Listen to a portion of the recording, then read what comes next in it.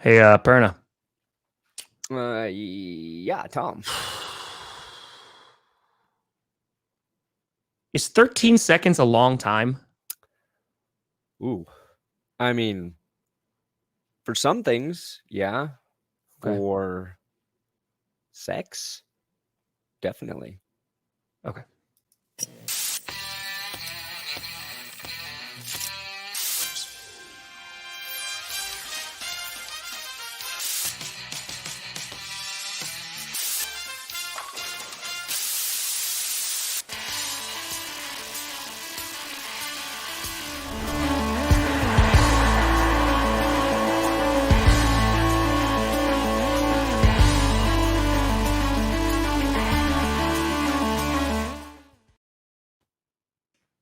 Oh! Oh! Are you live on your channel? It's not Yeah. showing up for mine. Yeah, I'm live. Maybe I'm just losing my mind then. Why did you I not got the go live? thumbnail. But ladies and gentlemen, to whoever we're talking to. There it goes. It was delayed a second. Oh, okay. I was going to say, I was like, whoa, we're panicking. We're panicking. We're freaking out. All right. Ladies and gentlemen, welcome. Wait, no, it's still not working for me. It's not? It's on yours? Yeah, Tom isn't live. What? Can you switch it? We are having technical difficulties. I don't understand what the problem is. Why is it not live? Perna's, yours is working, but mine's not up. Yeah, mine says it's working. Why is GPS not working for Tom? Oh, what the actual F? Do we restart? Hold on. There we go. Finally. There we go. I don't know what the hell that was. I just clicked a couple buttons over on the YouTube studio, but it was I don't know what happened. But we live now. Welcome to GPS, the only morning football show that doesn't know what it's doing on the technical side. Nope, I have no idea. No idea. Oh yeah, it's probably the curse. Oh, sorry about that. Probably the curse, Perna. Sorry about that curse I gave you. Did I do that? Listen, folks, welcome to another edition of the Grossi Perna Show, otherwise known as GPS.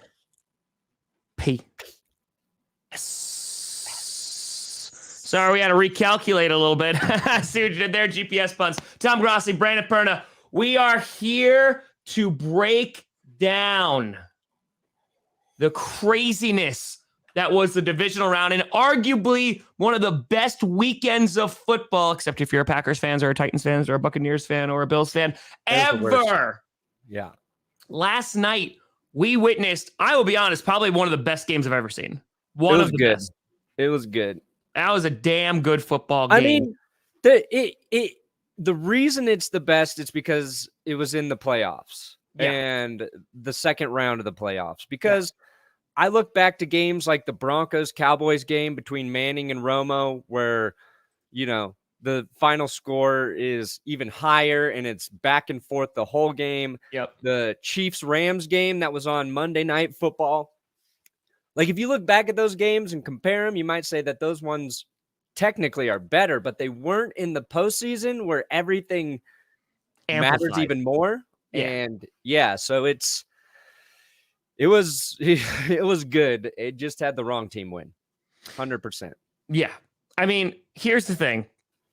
The internet is abuzz since last night, this morning, about what the title is of our show today, about overtime rules, because here we are yet again talking about if overtime rules should be changed. And listen, Packers fans, we know this very well because we were on the wrong side of this and it just went down and kicked a field goal and that was it. We've been on the wrong side of it that, what happened? Oh, they ran down and scored a touchdown real quick. And I got some complicated feelings on this as someone who's been impacted by this many, many times. We're going to talk about that today. We'll break down each game. We'll talk a little bit about the championship games. We'll talk about a little about some of the crazy things that happened outside of the games or during the games. We got a lot to do. All I'm saying. Oh yeah, Perna's. We'll see. Perna's We'll see if paying we grab 5D Aaron. chess over here. I ain't counting my eggs yet because they are not in my basket. Speaking of something that never has technical issues And baskets. unlike GPS, DraftKings Sportsbook. It's your local sportsbook, but Mom and pop shop. nationwide. They don't It's have a on your jingle, side. but if they want one, now they freaking do. Buy your DraftKings, I bookstores. made you a jingle, a Yeah. jingle, a jingle, jangle, jangle. You're Uh. gonna get your sports bets and shove them up your DraftKings Sportsbook. Yo, DraftKings. New users, new customers.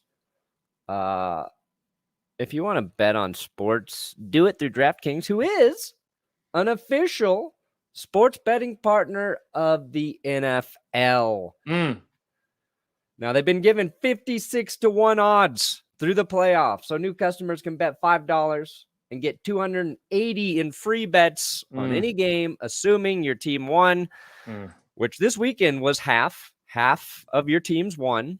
There were 3 upsets, theoretically. Oh, Jesus. And so the playoffs were a little wild. You know, if you were a Bengals fan betting big on your Bengals to upset the Titans, you did it. If you were a Niners fan, really betting big on an upset, you might have won $280 in free bets. You just got to use code GPS when you sign up at DraftKings. We got a link in the description. DraftKings has supported this show all football season long. So if you like to do the sports betting and you want to support us, you do that by doing it through DraftKings. Code GPS. And if you don't got the legal sports betting, check them out for their daily fantasy with tens of millions of dollars in prizes every week at DraftKings. Boom. Perna, I want to get something out of the way real quick, because this is something that you brought up weeks ago. So this is called a callback here. Oh, yeah. We're so smart. You were talking about how you thought that the MVP award should extend into the playoffs. And if anything, I think that your argument was strengthened this weekend because we both looked at the 2 leading candidates for MVPs. And guess what? Who is theirs? Both gone. Josh Allen, I mean, again, playoffs are in everything, but I mean, in terms of Josh Allen and Mahomes would have skyrocketed to the top of the MVP list. And I mean, if you were on the Cooper Kupp is MVP train, he made a strong argument this weekend. I think he was the second leading receiver in terms of yards. What did he have? Like $183 or something? Where is it? Where is it? I got it written down. Cooper Kupp, 183 yards, 1 touchdown, but he did have a fumble, a costly fumble, 1 less than teammate Cam Akers, who had 2. Oh, that was bad. Oh, boy. But, like, Brady and Rodgers didn't do anything to help their MVP candidacy. I mean, maybe you could argue Brady played better, but not really. He was given the ball 4 extra times because of turnovers. And I guess, you would credit the Bucs defense for being opportunistic and the Rams offense. I think Brady was impressive at the second half of that game. Oh yeah, coming back for 27-3. I think a Rams also helped a lot, but I think, to take advantage of that. But that's the thing too. The offense was like Brady had opportunities before he started making that comeback, like a couple drives before that, and they just couldn't get anything going. Yeah. Basically, he had one huge play to Mike Evans, and other than that, you get those extra chances, and you're going to score. And even on some of those extra chances, they were still stopped or held the field goals. Brady struggled mightily without having his top flight Hall of Fame receivers, Pro Bowl receivers. There was too much pressure. The Rams' defensive line is really what makes them dangerous right now. Yeah. Von Miller coming in, that's paying off. Aaron Donald, Brady was uncomfortable, and that's why he didn't play well. Same thing with Aaron Rodgers. You got to credit, like, these guys are great. And people want to be like, oh, they can't. Rodgers was horrible. He didn't do anything to help his team win. Well, that's because as the game progressed, the pass rush got worse and worse.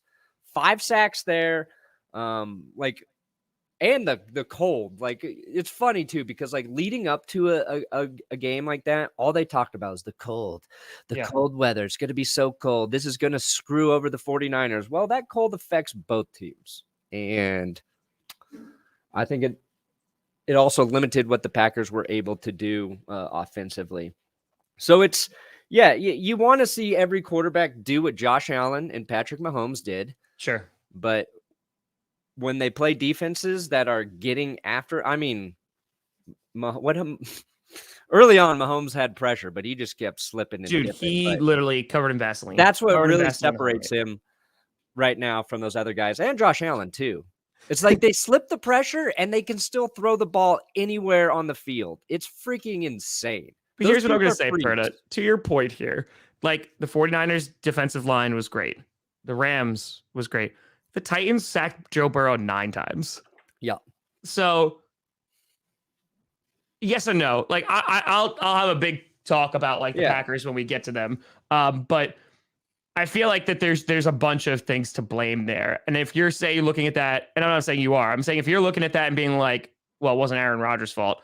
I mean, a good chunk of it is. The special teams absolutely crapped the bed. Don't get me wrong. They crapped the bed. They literally gave up points and left points on the board. But I mean, Rodgers, they went 6 possessions. They went 3 and out. And some of those, like, there were guys open. Everyone until the end of time is going about Alan Lazard being open, playing hero ball. And, Aaron Jones played his ass off, man. And like, he did a great job. And it's a credit to the 40, because there's other players on the other side of that, right, that are trying to prevent Aaron Rodgers from doing what he's doing. I think that it's just, it seems that, especially online right now, it seems that it's an either or. It's either, well, it was all the special teams or it was all Aaron Rodgers. And I think both of those are incorrect. I think that it's the offense as a whole. I think it's some of the play calling as well. And LaFleur took responsibility for this, of just not being able to get them jump started ever. And on top of that, you have the special teams. I think it's a bit of both, because the defense arguably put on the best Packers defensive performance in the playoffs that we've seen in 10 years. Yeah. They were phenomenal. Even Joe Burrow, he was great and came through when they needed him to. But into that game, it's the reason the Titans lose is Tannehill throws a pick. And it's mostly a really solid defensive play by Eli Apple, as much as I hate to say that. And it's picked off by, the Bengals linebacker. And so, he got a little help. All these quarterbacks who won got a little bit of help from their playmakers. Like, Mahomes, he gets them down there in 13 seconds, but that's because Travis Kelce, Tyreek Hill, they're wide open. And even when Hill it's a short pass, he's turning it into like 30 and 40-yard game. Like, they're guys touchdown run. Yeah, they're making plays in key situations. Like, if I'm looking at the Packers game, I'm blaming special teams first. I'm looking at that fumble by Mercedes Lewis in the first. And then I'll shoulder the rest on Rodgers not doing it's 1 or 2 plays that he needs to make to put that team in the win column, and he wasn't able to do it. But if you look at all the passes he throws in that game, he's sacked 5 times, so you're not going to complete on those. Outside of those 5 sacks, he misses basically 4 throws. Now, is each one of those throws to the best possible receiver in every situation? I don't know. I'm not going to go look through the film because I'm not a freaking nerd. But it doesn't mean he was horrible, but he didn't do enough to help him win. That's fair criticism of him in that situation, and it's every quarterback gets that. And the one quarterback who was nearly perfect was Matthew Stafford, and his team still almost lost the game for him. It would have been so tragic if the Rams lost that game. Dude. And not only he almost fumbled at the end of the game, but his knees were down. It was fine. But what he did, hitting Cooper Kupp that deep in that situation, maybe one of the most clutch plays of the weekend outside of Mahomes and Allen. But damn, it was it was cool to see Stafford hit Kupp to put him in field goal range and get that win. And I think probably get a lot of criticism off of Stafford's back finally. So, happy for Matthew or Stat Padford there, proving everybody that it was more Detroit and not him. Finally. Well, so I want to we'll jump right into the overtime thing because we'll get to the actual title of our show here. So what are your thoughts on this? Because as a Packers fan, many a times Aaron Rodgers has not gotten the ball back. Many of times. NFC championship games, divisional games. It just happens all the time.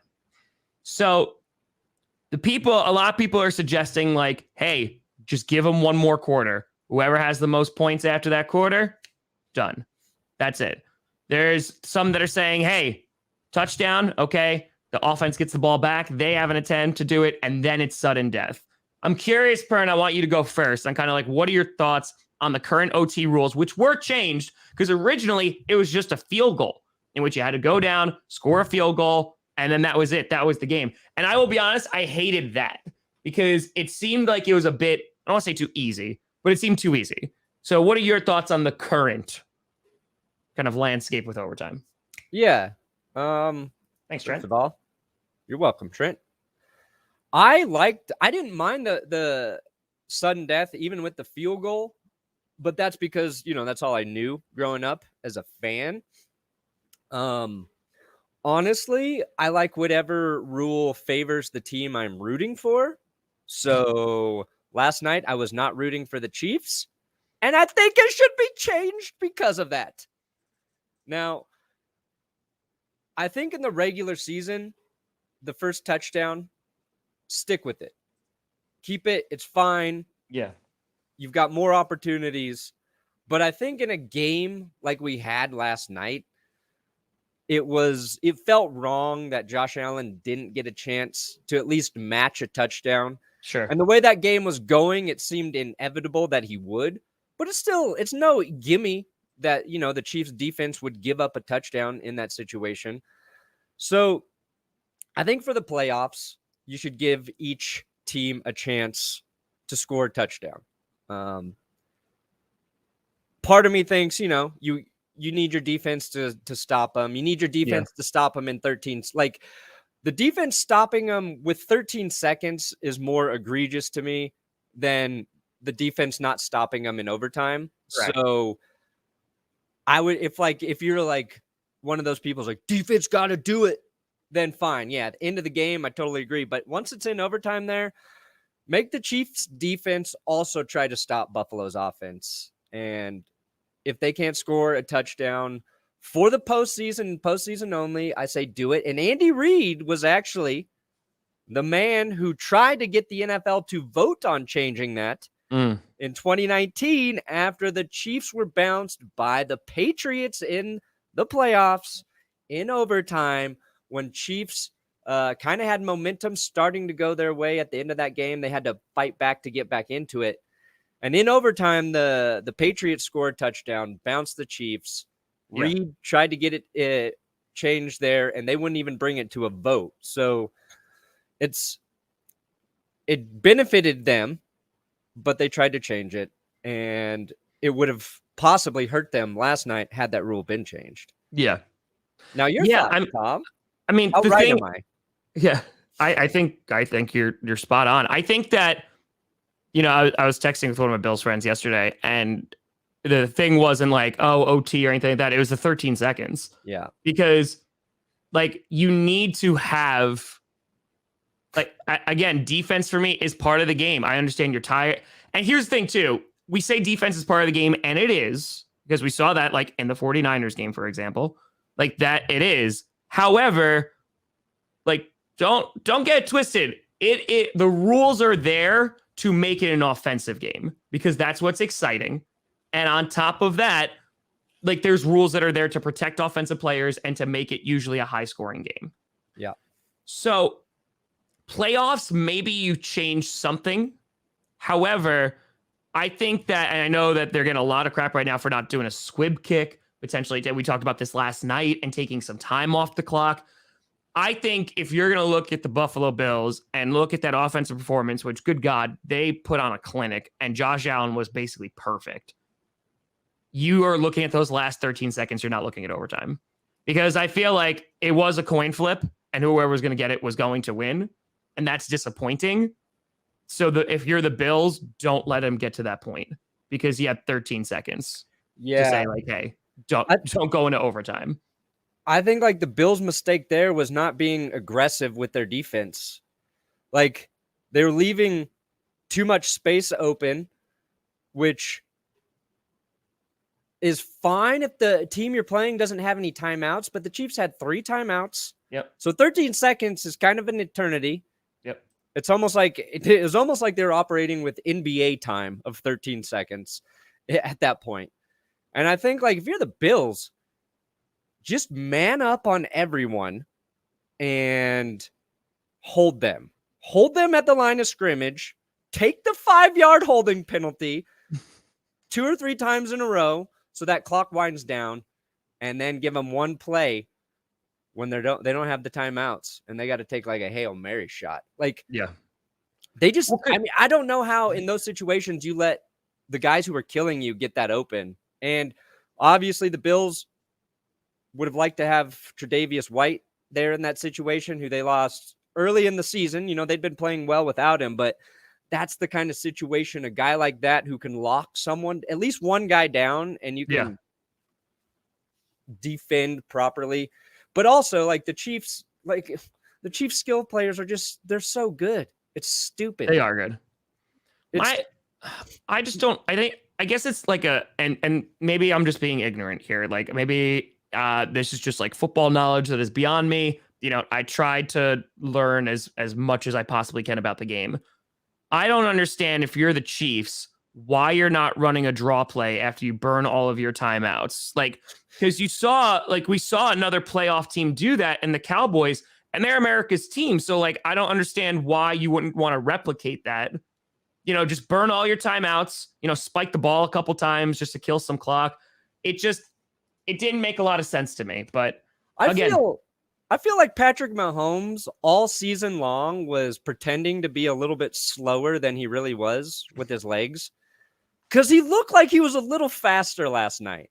He looked a little quicker last night, and I think he tricked us all. That sneaky Mahomes. Oh, you sneaky son of a bitch. Dude, I have to say, like, my heart, obviously, my heart was ripped out of its chest because of the Packers.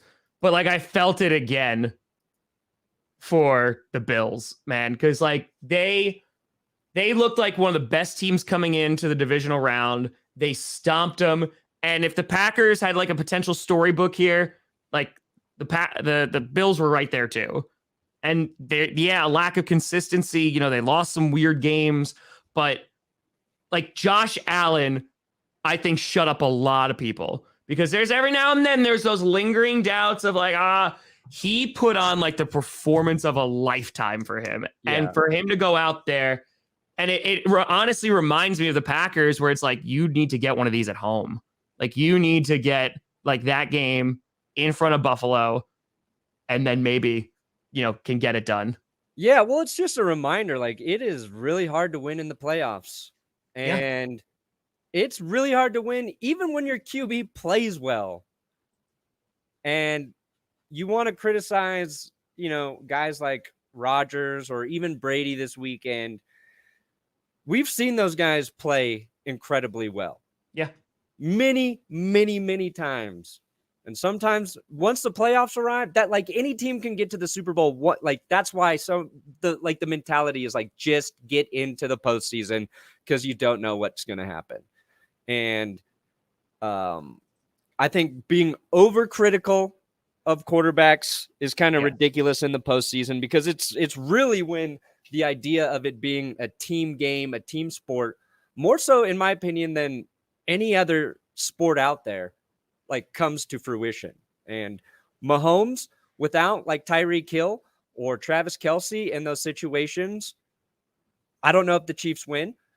Josh Allen, as much as he did, if Gabe Davis doesn't have the game of his life. Dude, I don't know holy if the Bills crap. have a chance. What a game by Davis. Like, there's so many guys you can look at who contributed this weekend. We focus on the quarterbacks because it's the easiest, and it's the sexiest, like, because they throw it. They throw a ball so far sometimes. It's so hard sometimes. But there's, like, you can look at the Rams' defensive line, such a key player in that game, but nobody wants to talk about defensive lines. Like, ugh. But it's fun. Like, bottom line, by the end of Sunday night, football fans were satisfied. Oh, yeah. Except for the fans that lost. But correct. Like, if you're just watching for entertainment, you couldn't ask for a better weekend of football. It was perfect. Yeah. We have over 4,000 people in here, by the way, on a Monday. Let's go, baby. Monday morning, be stronger than ever. While we wrap up the Bills-Chiefs, who had the best tackle of the night, Brandon Perna, in that Bills-Chiefs game? In the Bills-Chiefs game, Yep. Who had the best tackle of the night? Yep. Oh, well, you probably didn't occur in regulation, did it, Tom? Double overtime, Marco. Double overtime. They go double overtime. Yeah. They go to all the overtimes. Who might have had the best tackle? Best tackle. Tackle. Was it? People are saying the Bills punter. So they're saying the Bills punter, and that was a really nice tackle. However, I would say one Stephon Diggs had a pretty nice tackle. All right, hold on. Loud. This is pretty loud, so warning. Give you a second. Okay.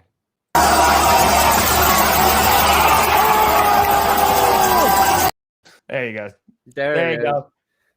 And the best part is, so that's a Chiefs fan who runs on the field, and we were watching live, and we saw, and they got like right in between. They got right where the ball was. And the best part is that gave the Bills more time to set up and basically gave them another timeout, which is wild. The other best part, can you play that again? And is that the whole clip? Did you play? No, I can play the whole thing. Play it all the way. All right.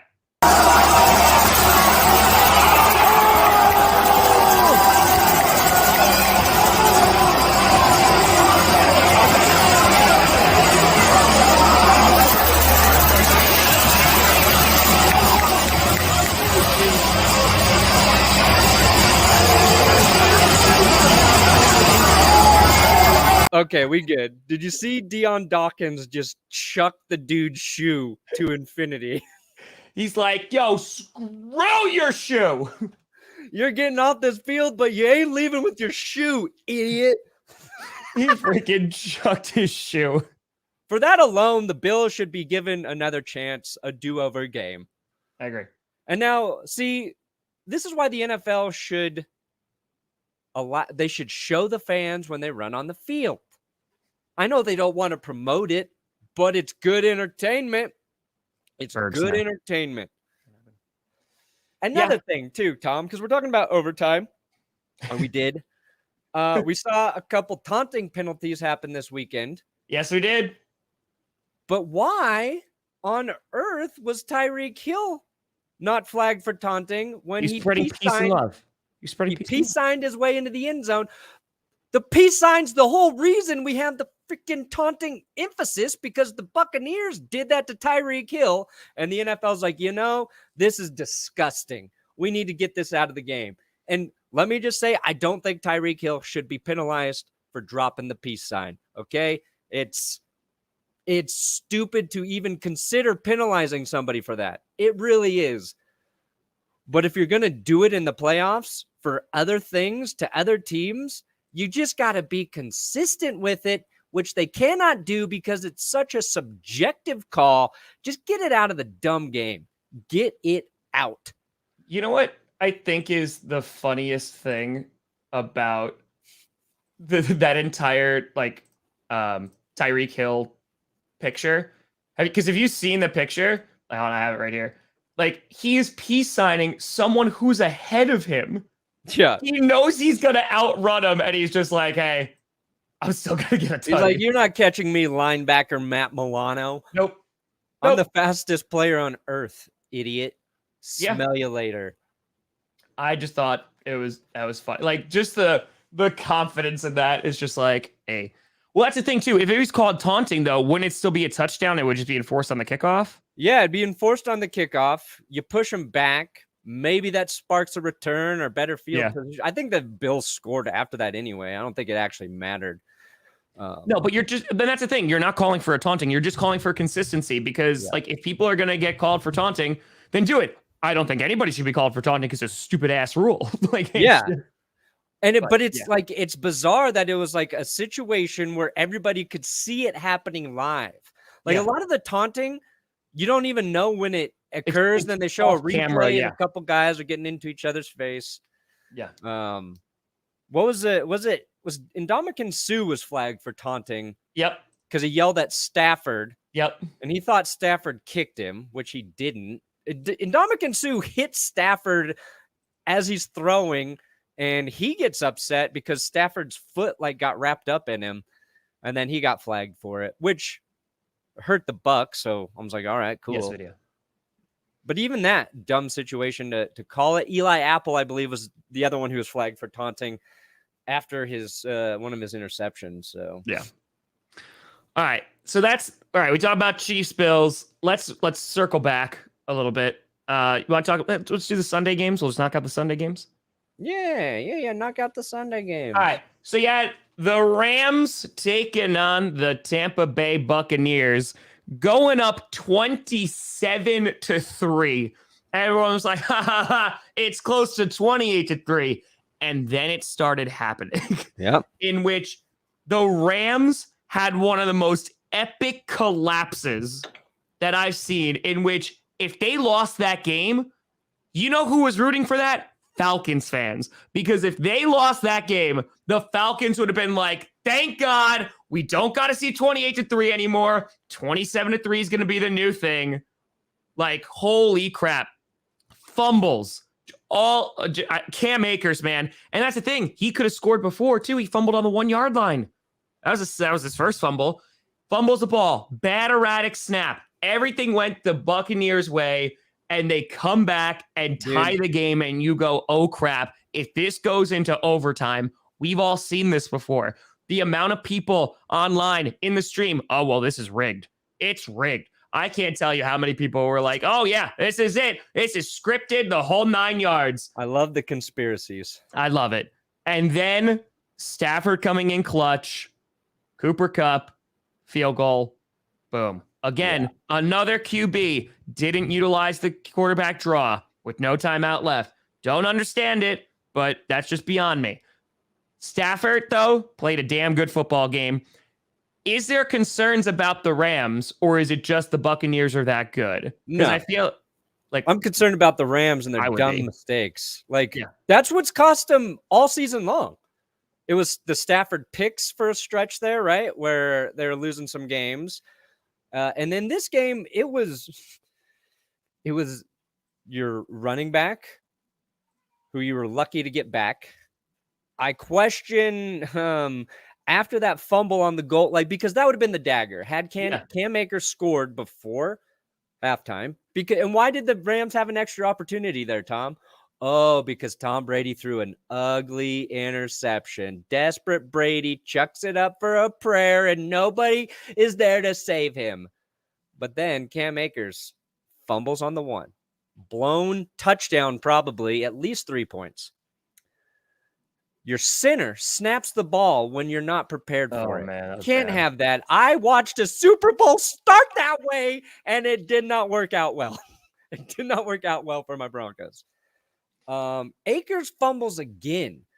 And before Akers got back, Sony Michel was doing pretty damn well for the Rams. Safe with the football. So even after Akers fumbles, I don't know why maybe you don't give more opportunities to Sony Michel in situations like that. But also your kicker, Matt Gay, misses a 47-yarder short. It was like everybody who had an opportunity to put that game away failed. I'm not worried about Cooper Kupp. I don't think he's going to make that mistake again. He was trying to make extra yards happen. Yeah. And in games like that, just secure the ball, go down. 2 yards aren't going to matter there. Like, just secure it. Secure the ball. The Rams will be working on securing the ball all week. all Well, week. it's funny because one guy who is under some heat right now is Todd Bowles of the Buccaneers because they called an all-out blitz on that last play that Cooper Kupp was wide open for. Cooper Kupp, who was tearing apart the Buccaneers secondary. How do you leave him open? Like that, this defensive, like, and I think Todd Bowles is good. Yeah. But oh man, like Well, that was that's his identity though as a DC, right? They're gonna Yep. bring the heat. The problem was they weren't getting to Stafford. And Stafford this season, one of the best quarterbacks against the blitz. So I think it's fair to criticize, a defensive coordinator who maybe doesn't adjust his game plan there. It's like, this is just how we win. But if they won, then you should be like, credit Todd Bowles for sticking to his game plan. Yeah. I just, that was confusing, but this is the first time now in 12 years, no Brady, no Rodgers in a championship game, which is a crazy stat. Also a very sad one because I'm like, oh, wow, we've been to a lot. Oh, wait, we only been to one Super Bowl with Rodgers. So it just continues to be the cycle of pain. It is. Yeah, it's a huge cycle of pain. Did the Bucs, they had they had 2 sacks, Tampa Bay. Now, if you wanted to potentially end the cycle of pain and maybe get some good fortune. Oh, I would recommend doing that with a little company called DraftKings Sportsbook. Nailed it. This is their legal disclaimer. It tells green. you all the things you need to know about legalities. Like what it doesn't where say you is can use play. code GPS. When you sign up at DraftKings, we got a link in the description if you want to sign up there right now. Did you do it? If not, let me tell you a little bit more about DraftKings. Okay. They're an official sports betting partner of the NFL, so you know they're good. You know they're rigged, then, like the NFL. Just kidding. No rigging in sports betting. This is, oh, did I tell you about my parlay from this weekend, Tom? No, you didn't. I figured you just weren't doing it because you bet on the Eagles last time. I did it. And I misread my first bet. It was Ryan Tannehill, Joe Burrow, 350 yards passing. I'm like, oh, yeah. It was Ryan Tannehill or Joe Burrow to get 350 yards passing. Oh. Do you know how many passing yards Joe Burrow had, Tom? How many did he have, Brandon Perna? How many did he have? He had 348 passing yards. I was 2 yards short of hitting my first leg of the parlay, all because I'm a little bit illiterate. But man, when I was watching that Titans game, and the last throw Burrow had was to A.J. Brown, was 2 yards less than I needed it to be. 20-yard pass. And at the time, they took a yard away from Joe Burrow, so I missed it by 1 yard, and I was devastated. Yeah. I hope all of you have better luck when building your parlays or your prop bets.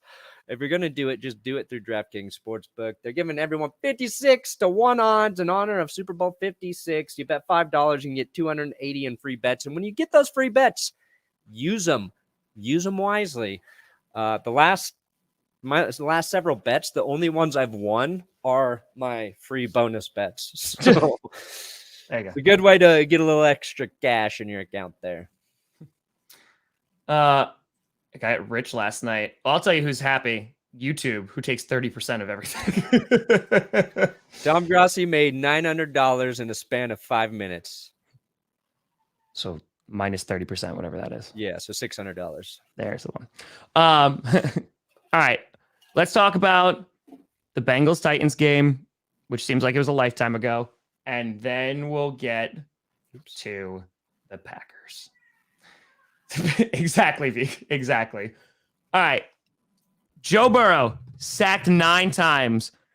And it's funny, both number 1 seeds eliminated. Funny in that it hurts. And 2, great defensive performances by both. I mean, you sacked the opposing quarterback 9 times. You think you're going to win that game. But it's Ryan Tannehill, costly turnovers, and look what happens. And now all I'm hearing is Rodgers going to Tennessee. because Tannehill, who a lot of people, I think he's an underrated quarterback, especially these last couple years. And now they're like, oh, get the hell out.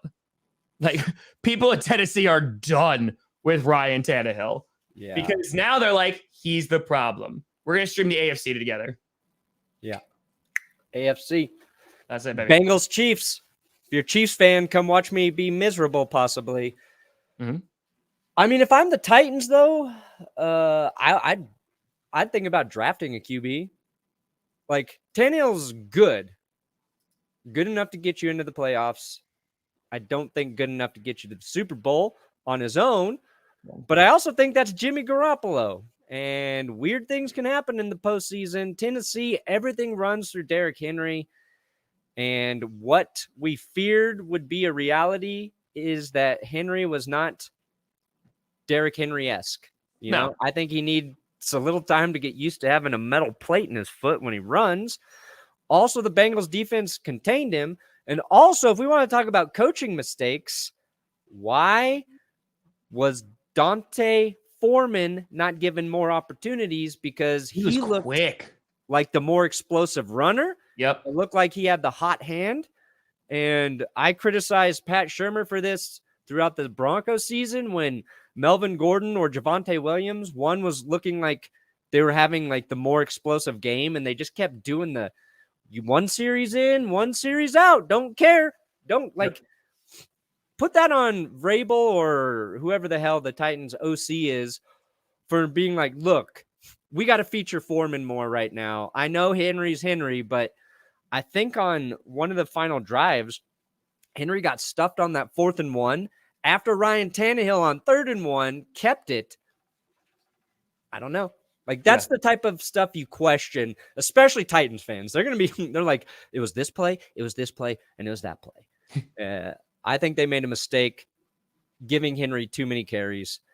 Well, this was something we talked about, though. Like, how much of Derrick Henry are we actually going to see? Yeah. And the thing is, they still did enough to win that game. And then they just, the turnovers killed them. Like, it just killed them. Yeah. And one of those turnovers, I'm not going to put on Tannehill. It was Mike Hilton. Oh, sure. He's making an insane play. Like, it's a quick pass. Hilton jumps the route, bounces the ball up in the air to himself. Yeah. And then takes off. Great play. Like, it was, sometimes that happens. And we would be looking at Von Miller's strip sack in the Rams game the same way. Yep. If the next play wasn't snapped over Stafford's head or by him when he wasn't expecting it. Like, I was so pissed off because I tweeted, I just want one strip sack from Von Miller. Yep. And then he got it. And then it would have been a game changer, but it was one of those days. One of those days. Is that Brady, Hilton should get a lot of credit for, that play he made, but people are just focusing on Tannehill, not, he threw a pick. He also threw a great touchdown pass to A.J. Brown. Dude, oh my God, what a throw. That was beautiful. Yeah, A.J. Brown, listen, again, that's a sad thing. You look at the Titans game, and it's very similar to the Packers game. Is that, again, the defense balled out. It did well. There were some great plays. Packers, they had a great play on the first drive. But then, it's just, they got bogged down. Offense couldn't compete, and it was done. Yeah. I think it's just the intensity level from defenses in the postseason rise. Everybody knows it's their last game, and you're getting almost the best effort from every player on every play, it feels like. Yep. Unless, you're trying to defend Josh Allen and Patrick Mahomes, and they're just doing whatever they want against you. Yeah. So now Kitty goes meow. Bengals, to go from being the worst team to now literally being in the AFC Championship game. Again, they have an offensive line. They get some pieces on that defense. They're going to be scary. Scary. Yeah, this is a really important offseason, I think, for the Bengals. It is. They're in that window where Burrow, his contract's very team-friendly. Yep. They're a notoriously cheap team in free agency, but their free agency period last round, pretty damn good. Mike Hilton, Chidobe Awuzie, Trey Hendrickson, all incredibly impactful players for the Bengals. Now they need to draft offensive line. If they're going to make a splat, I don't even know which offensive line free agents are available.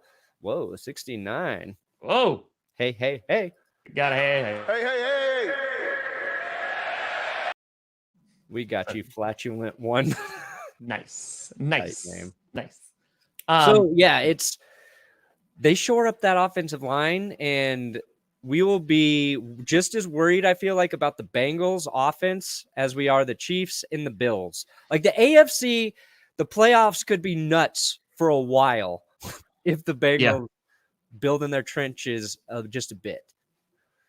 Agreed.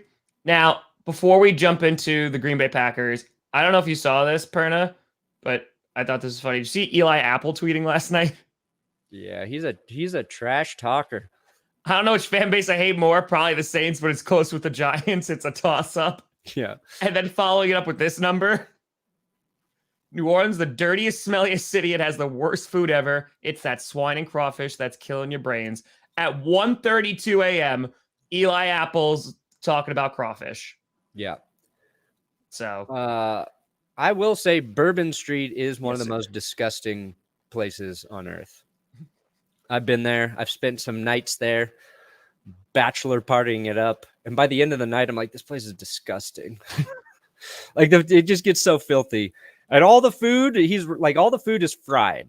So if you like fried food, it's like, hey, I'll have a salad. And it just comes as a deep fried breaded salad. You're like, oh, I wanted some vegetables today. Like, you get them, but it's coming with deep fried grease all the way through. Whoa. We're going to get another 69. Double 69s?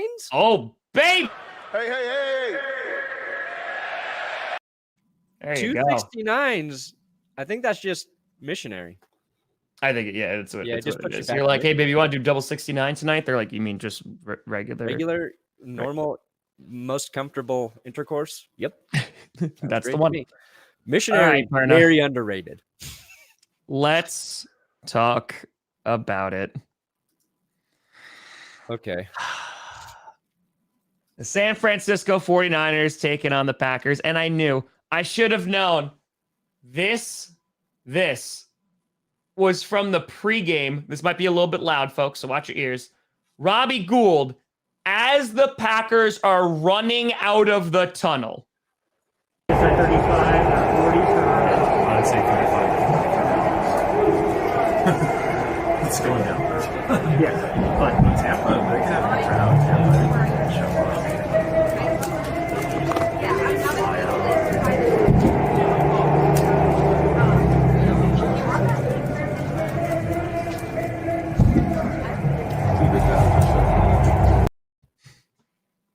Brilliant. You know what's smart about that? He's practicing kicking over the Packers, which that's getting game ready. Practicing with no Packers there in front of you, big deal. Clutch situation. By the way, Robbie Gould has never missed a playoff kick, Tom. Perfect on field goals, 20 of 20. Perfect on PATs, 32 of 32. Yep. So let's say the 49ers get to and win the Super Bowl and he kicks a game winner. Time to put him in the Adam Vinatieri conversation in terms of being clutch. Oh, Quinn. Yeah. Oh, Quinn. Yeah. Perna texted me late Saturday night saying he was sorry about the loss. And I just responded saying Perna curse. And you're like, that's not what I was apologizing for. Yeah. Brandon Perna, 2 weeks in a row, cursing the Packers. Well, I guess not technically 2 weeks in a row, but yeah, lost the Lions game. It's not me. It's the spin wheel. It's you.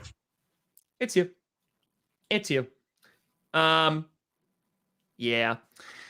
Packers first drive, and you know what was funny? This just shows I was wrong. I was 0-4 on all of my predictions this weekend. I got the Rams. That was it. Clean sweep. It was bad. It was bad. And it's funny heading into it because, as I've said, I was like, I have been worried about the 49ers because I said They match up so well against every playoff team left. They're a run-heavy football team. They have a great offensive line, and they have an explosive offense with guys like Deebo Samuel. And the thing is, the 49ers offense didn't score a single touchdown. Not a single touchdown. And that's probably like, people are like, oh, Jimmy G outdueled Aaron Rodgers. And I'm like, what? The 49ers defense, hats off to them. They played really damn good football. Not having Bakhtiari, I was streaming the Kitty Goes Meow game, and when they released the injury report, I literally was refreshing. Jair playing, I was like, hell yeah. But Bakhtiari was the guy I wanted there, because it showed why. Because that offensive line, Rodgers was under a lot of pressure. He's getting hit a lot, got sacked. And I think it's funny, too, because like the Packers defense fracking got after Jimmy G. They did what the Cowboys couldn't do. They got after him, and they were running the ball well. That first drive was perfection. Mm-hmm. They went down the field, and they were freaking lighting it up. Davante Adams getting 10 plays, 69 yards. Nice. A.J. Dillon runs it in. And holy crap. Yeah. Then after that, the Mercedes Lewis fumble completely changed the tide. Because if they score there, we're looking good. Because the 49ers weren't stopping them. They weren't stopping them. And then after that, it was done. And then the special teams, I said this in the post game, they basically allowed 13 points, in which you had the Mason Crosby missed, it was blocked, right? Yep. You had the block punt that was returned for a touchdown. And in addition, on top of that, Deebo Samuel has a 45-yard kick return that sets up their first points of the night, which is a field goal. And like the special teams crap the bed. Fans have been calling that the special teams are going to be a problem. The entire season, they said it's going to be a problem. They're like, fire the coach. And now news is coming out too, that it's not even, Drayton wasn't even LaFleur's pick. He tried to get somebody else, but they lowballed him. And now it's like, well, this is a problem. So the special teams, definitely problematic. Aaron Rodgers, A.J. Dillon, by the way, fractured his ribs. When did he fracture them? On a special teams play, making a block. It was a disaster for the special teams and one of the worst performances you've seen in special teams in the playoffs. It was one of the best performances by a defense, a Packers defense in the playoffs. And the offense after that first drive, nothing. Like nothing. Yeah. And again, I think kudos to the 49ers. Like their defense was very good. They just, they couldn't get anything going. Yeah. Do you know who I think the Packers really missed in this game specifically? This big Bob Tunyon. Yeah. That, like, losing him early in the season or middle of the season, not having a guy like that in a game like this is huge, because on the final drive for the 49ers, who does Jimmy G go after? He hits a pass to Deebo. He hits a pass to George Kittle, his reliable threats in the receiving game. Yep. Now, if Aaron Rodgers, I think if he has just another guy that he can, throw a quick, easy 6-yard pass to, and know he's going to maybe pick up a first down, like that's Bob Tunyon in that situation. Now, to be fair, in criticizing Aaron Rodgers, the play I know he wants back is the deep ball he throws to Davante Adams. Yeah. Wow, we are on a mind meld, buddy. I literally just downloaded this. I put that in my Aaron Rodgers did he choke video. I put this play in there and was like, Aaron Jones was the leading receiver in this game. Yep. He was wide open there. That should have been Rodgers' target in that situation. But like, we don't know what a quarterback sees when he's behind the line of scrimmage. Depending on where pressure is, whatever, maybe sometimes like it's not physically possible for them to make that throw in that situation. But if you're going to pull out a play, that's the one he wants back, because if he hits Jones there, game over. And again, I think it's on LaFleur too. Like LaFleur and the play calling, I think, he got away from the process of like checking it down and he forced a lot of balls. Like that throw to Devontae Adams in double coverage was terrible. Like that was just a bad decision all around. It's just a matter of, again, it's not black and white, but like if you're looking for why the Packers lost, none of that falls on the defense. And it looks at the offense, it looks at the play calling, and it looks at the special teams. Yeah. And unfortunately, and this is what I've said now, and this was the fear, this entire season, starting with the draft, there has been this looming, oh crap, is this it? We didn't know if Rodgers was coming back, but as soon as Rodgers comes back in a training camp, we go, oh crap, this is it. Devontae Adams, free agent after this. MVS, he's a free agent if they want to. Lazard needs to get tendered. On top of that, Robert Tonyan, who knows if he's coming back? Zadarius Smith likely not coming back. Who knows about Preston? Mason Crosby. Of course, you have Aaron Rodgers. And right after the game, because you go to the Pat McAfee show, when they're asking Rodgers, like he's like, I don't know, I might want to retire. We'll see what happens. But I got a clip here from the post game because this was the thing that was kind of making rounds.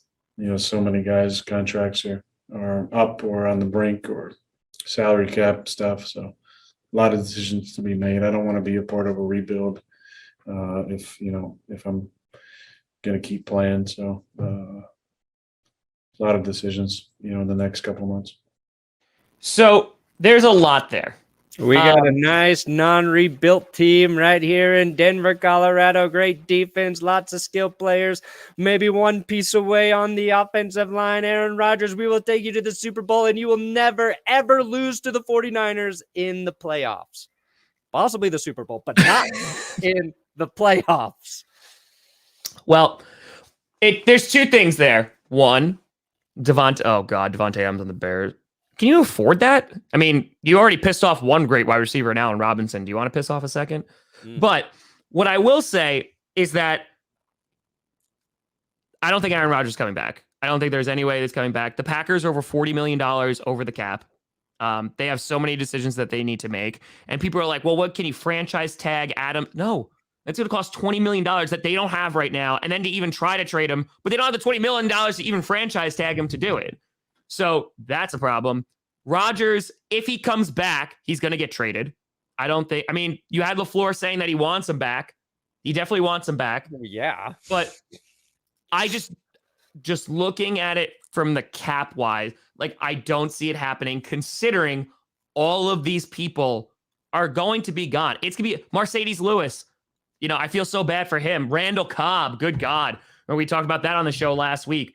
So many people are not going to be on this football team. And I said this in the post game, and Packers fans need to hear this. This is not going to be a fun offseason. Like this offseason that Packers fans are about to experience, they have not experienced something like that before since before Brett Favre has come. Because this team, a lot of that talent is going away. And so now there's a ton of uncertainty with the Green Bay Packers. They're over the cap. They're losing key players. They'll have Aaron Jones and AJ Dillon at least for another year before Aaron Jones' contract gets too big, and they're probably going to have to let him go. But you'll still have a dynamic running back. They have David Bakhtiari locked up. They'll extend Jair. They'll make sure that Kenny Clark's already locked up. They have all these people. They have pieces. Don't get me wrong. And listen, maybe this is an identity shift. Because the way that defense played, maybe it's, hey, let's invest in the defense even more and build that up and we could be a dominant defense. Maybe. But what I'm going to say... Done that. Yeah. But what I'm going to say, though, is you're going for the first time in like over 30 years, we're going into a season where we have uncertainty at QB. Yeah. If Jordan Love is decent, you'll be all right for a while. Yes. He doesn't even have to be like amazing. He just needs to be about 8 to 12% better than Trevor Siemian. And you can win with defense. I think the Broncos were 9-7 after their Super Bowl win when Manning left and Siemian took the reins. It's not pretty, but also I think the Packers are actually a good organization for Jordan Love in that it feels like they will give him time to develop. And I think he's got the right head coach in place and Matt LaFleur to develop him. And maybe if Hackett leaves, you still have Getsy there. I don't know like how all that's going to shake out, but they've got the right coaches to develop a young QB. That's what the Broncos have not had since Manning left. Impatient, not great offensive coaching on any really level there. So there's a little bit, I think, maybe more hope for Packers fans. But if Jordan Love's bad, oh man, you guys are going to go down the road where you're trying to find a QB every couple years. Don't know.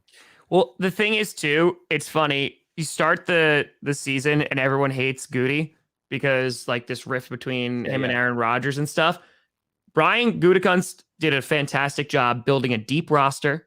I mean, like he gave Rodgers what he wanted. He got Randall Cobb back for him. You know, Devondre Campbell, Rasul Douglas, incredible picks for him. And you know, I trust the team in his hands.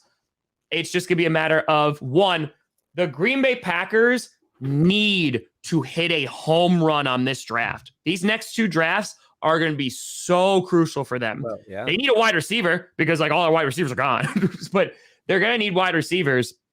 And yeah, I mean, it's going to be crazy. The luxury they have if Rodgers decides he wants to be traded is they're going to get a haul of picks. Oh yeah.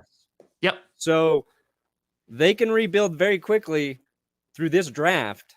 And they could even draft, like, if they get multiple first rounders this year, they could draft a quarterback in this draft. I don't think they do that, though, because they're going to look at Love. Like, they're going to go to Love and give him a shot. Maybe if there's a guy they like. I don't prove they don't mind taking a quarterback when they don't need one. Yeah. I mean, I think that what I'm actually I'm excited about a little bit, we're going to see how good of a coach Matt Lafleur really is. Yeah. Because for 3 years, he's been in that like coach of the year conversation.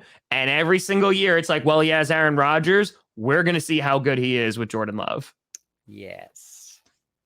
So now you could benefit long unless the division gets considerably harder too. Maybe the Lions are good.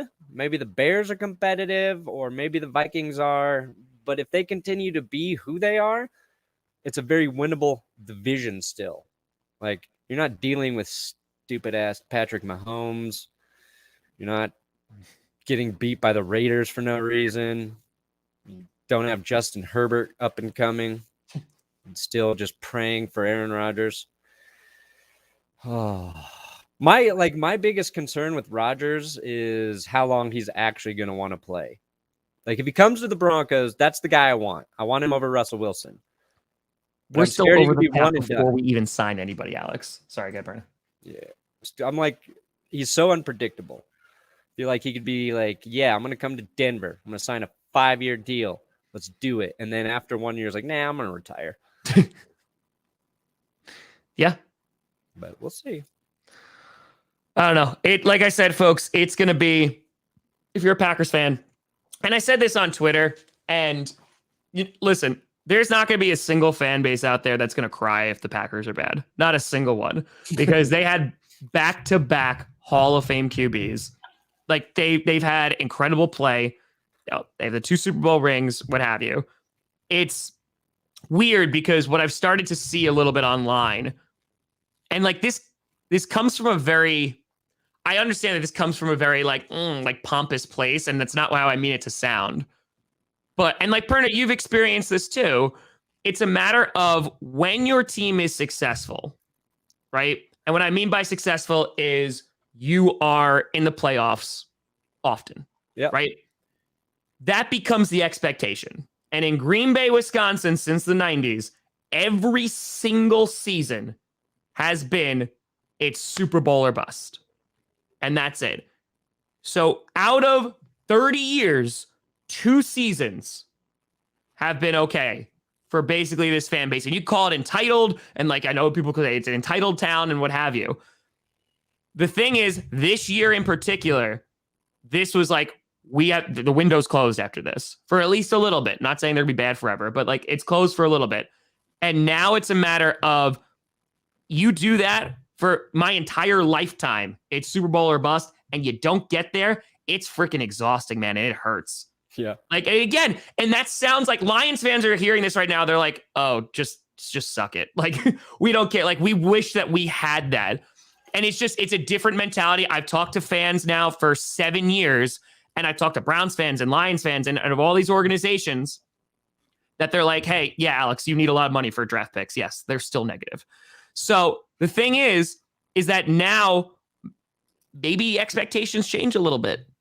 And maybe like that's not the worst thing in the world, because good God, man, like Packers Twitter was so damn toxic. It's been toxic every single time the Packers go down by 7. It's toxic every single time we get eliminated from the playoffs. And I understand Twitter's not a real place, but it's a matter of, it's been that expectation for so long. It's going to be a culture shift for some people, and we're going to get rid of a lot of bandwagoners because like it's going to be different for a little bit now until we prove that we can get back to the big dance. It's expectations are going to shift because I have not in my lifetime been a part of, 7-9 would be a good year. That's never happened. That might be the case for a bit. Could happen. Tim brought up a good point, and I've been thinking a lot about this in terms of like quarterbacks on the move, specifically with Wilson and Rodgers. Those teams are going to want draft picks. Yeah. But if there's a young quarterback out there that they like and a team's willing to deal, and I think Bill Belichick would be willing to deal Mac Jones for Aaron Rodgers, like he's posing in that situation, I think that's something to keep an eye on. Like if there's a quarterback that the Seahawks think they can develop and work with, maybe there's a player trade and draft picks that make it work. I don't know. Like, again, last offseason, we talked about it like every week. Aaron Rodgers, where is he going? Russell Wilson, is he going to be traded? And it was just basically Matthew Stafford. So we'll see if it actually happens. Perna's already done that. You get a ring. Like, if you win a Super Bowl, you're lucky. And if you got to sacrifice it, and like if you're guaranteed to win it with that 1 year or even just get to it, it's worth it because the Packers went all in for 3 years. Yeah. Last year was the big one, and then they pushed it out even further and are now going to get screwed to go all in. The Rams right now are all in. They have literally mortgaged their future. Yeah. If they lose in the NFC Championship game, this is a failure of a season for them. Yep. There's no guaranteed quarterback you can get who's going to be great. Like there's nothing that you can do to guarantee a Super Bowl. There's nothing. Even Aaron Rodgers could not be that good. Like he could fall off at any moment. Don't know. I'll take a Super Bowl. If I got a Super Bowl next year and I had to do 4 or 5 more years of this, what I've already done, sure. Give it okay. Okay. The Lions, it's like 100 years no Super Bowl. I'll be dead. So Browns, like maybe the Bengals can get a Super Bowl win.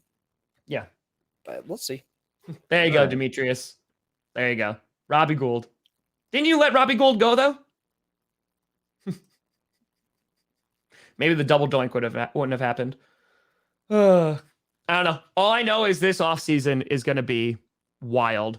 Let's see what team he goes to. He might, if he retires too, good God. Yep, that Flambeau was just about to say that. He retires, Packers get nothing. Yeah. So Packers do not want him to retire. No. Packers fans want him to come back or be traded, then retire. That order. Listen, and the Saints fans, they're in the same boat though. And Sean Payton, there's like all these rumors now. Sean Payton might not come back anymore. To the Saints. Might be done coaching or wants a year off, is what I heard. Like he saw the movie, he saw an advanced screening of the new movie, and he was like, "I'm done. I'm done now. Don't ever let Kevin James play me again." All right, folks, we appreciate. We stayed steady at over 4,000 people in here today. Big playoff stream, baby. That's it. We'll be back on Wednesday. 11 a.m. Eastern at 9 a.m. Mountain Time, of course, Friday. And then we'll be streaming the AFC Championship game together. I'll be streaming the NFC after that. Perna, what do you got coming out today, you beautiful son of a gun? I got best and worst of divisional round weekend. So I covered the Packers 49ers in the Aaron Rodgers choke video. There'll be a little bit in there, but I'm going to dive into all the games, bring you the best plays, the worst moments, the dumbest things to happen. What do you got, old Tom Grossi? Oh, Tom Grossi. Well, listen. Well, we're going to put out a big video today. There's a couple videos I might put out today, but their big one is going to be every NFL fan's reaction to Tom Brady being eliminated from the playoffs, because you just love to see it. Maybe there'll be some special guests in there as well. Maybe somebody who's on this show right now. I don't know. Yeah, I'm going to be in it, Perna. Like, people know it's. That's right. I mean, it's just me, just like 32 times. Oh, I have a lot of jerseys. So silly. A lot of Just a jerseys. silly boy. But folks, thanks so much for watching. I'm Tom Grossi. That's Brandon Perna.